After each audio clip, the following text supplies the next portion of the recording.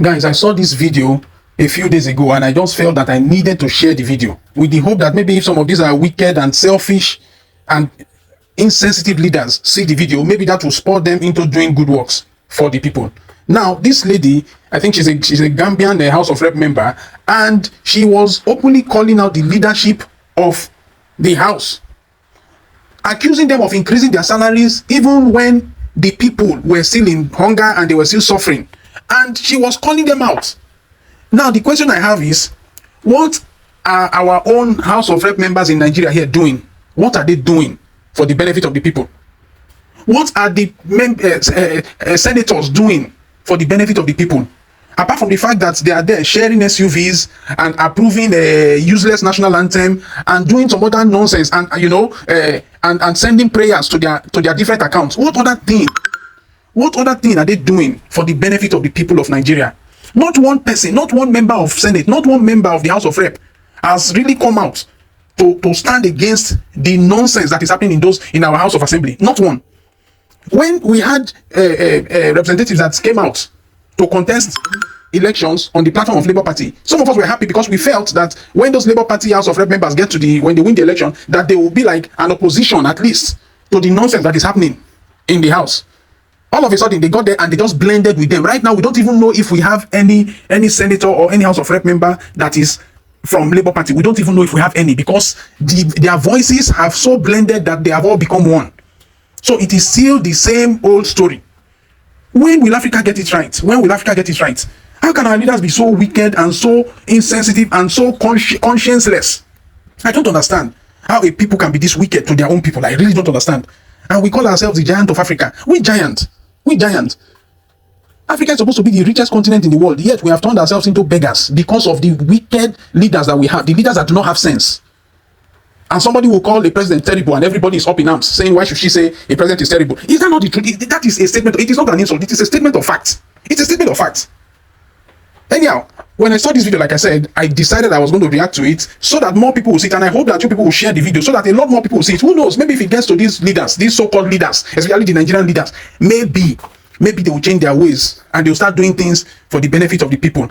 Even though I know it's highly unlikely, but at least let's just do what we can and hope for the best. Guys, thank you very much for watching. Please watch to the end and hear everything the woman has to say and see if we have. Let me know in the comments if you think we have anybody in the House of Assembly as a whole in Nigeria that has the temerity and the audacity to talk the way this woman spoke here. Thank you very much for watching, and I'll see you in my next video. Bye for now. Looking at the Honorable Minister's statement and looking at the budget, I think that our government does not love this country. They do not have the feeling to nurture our children in this country. Honorable Speaker, $6 billion in salaries alone, not in administrative cost. Honorable Speaker, and we say we are a poor country. Honorable Speaker, the median age in this country is 19 years old. We should consider the life and the livelihood of our children. We should be investing in education. We should be investing in health rather than paying ourselves, feeding ourselves out of the poor people of this country. I will start with this August Assembly, Honorable Speaker. Honorable Speaker, to see the salary of the Honorable Speaker increased from 658 million to 658,000 to 1,560,000. I feel ashamed to call myself an honorable member. Honorable Speaker, I gave myself for service. I did not give myself for the poor people to feed me and my family. Honorable Speaker, when I saw this, I felt embarrassed. I did not want to come to this budget session because I said to myself, there is no need, because we are just sharing the cake in our pockets, going home, feeding ourselves.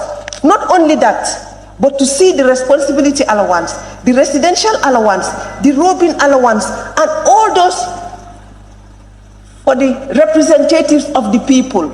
It is embarrassing for me to go back to my poor constituency and tell them that the meager resources of this country, I am paid that much at your expense.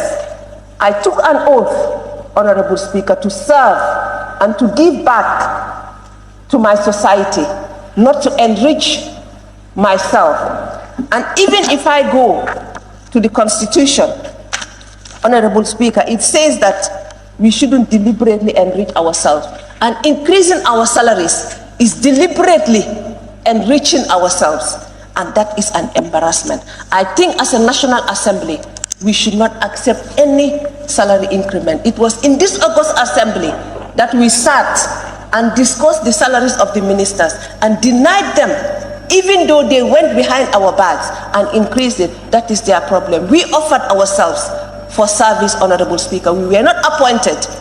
We were elected and we offered ourselves, Honorable Speaker. And I think we should think of our people when we do the budget.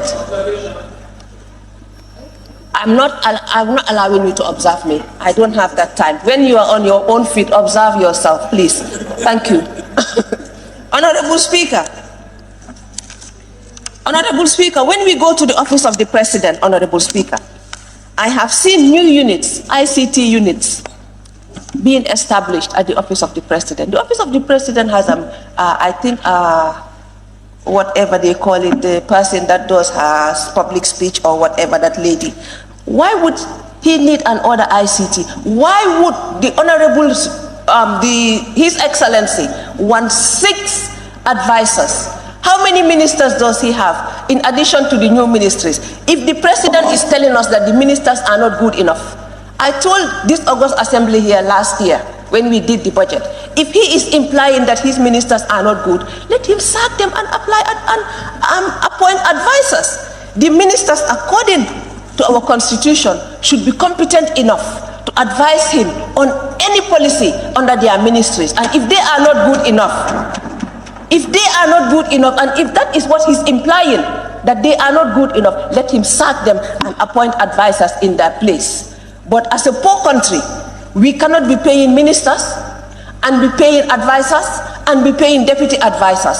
Come on, we are a poor country. Instead of thinking of ourselves, 6 billion in emoluments alone. Come on. Honorable Speaker, I think we should think of the Gambian people, not our pockets. We say that when you are a politician, your skin starts shining, and I'm starting to believe it. Once you are appointed a minister, before 2 months, you marry a second wife. You start buying homes abroad. Come on, at the expense of who? At the expense of the poor Gambian? No way. Mr. Speaker, I am ashamed to call myself a National Assembly member. To be honest, I did not want to contest again. The only reason I contested was to show them that I can come back to this August Assembly. And I did against all odds, Mr. Speaker. If they want, they can die seeing me at the Assembly, but I will come.